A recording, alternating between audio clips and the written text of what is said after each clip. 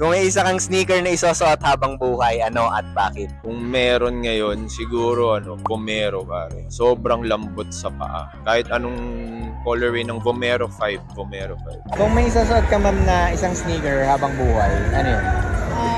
No particular or specific sneaker, but I'd say any Jordans kasi very easy siya to style with. Kung may isa kang sneaker na isusuot habang buhay, ano yun? Kung may isang sneaker, siguro Kobe 6 Grinch. Kasi, yung pa rin yung parang pinaka-grail ko sa Kobe. Tapos yun yung parang go-to ko na pang basketball. Kung may isusuot ka man na isang sneaker habang buhay, ano po? Eto guys, alam kong i-hate nyo ako dito, but I'm gonna choose the Air Force White. So, lagi ko siyang ginagamit, especially sa school, whenever I go out with friends, ganyan. Kung may isa kang sneaker na isusuot habang buhay, ano at bakit?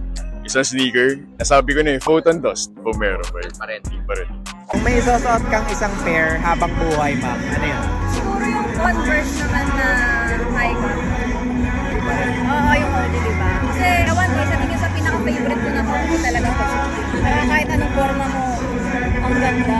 Diba? Talagang plakado ka talaga. Kung may isa kang sneaker na isusuot habang buhay, ano to at bakit? As of now, pinaka nagusto ko simula na naging sneakerhead ako, yung New Balance Protection Pack 2000R na Rain Cloud. Sobrang comfy kasi talaga. Tapos talagang yung comfort, the best. Kung may isa kang sneaker na isusuot habang buhay, ano to at bakit? Nike Tailwind kasi bigay siya nung partner ko na panghabang buhay. Tamis? Kung may isusuot ka naman sir na isang pair habang buhay, ano yun? Habang buhay siguro. Salam. Ito lang pang takbuhan, pang siguro, Gera, Lindol, siguro na yung Ultra Boost na UV, buwan. Na, yung blue, yung niya dito. Yan siguro. Pang lang din, pang everyday, physical, saka pang forma.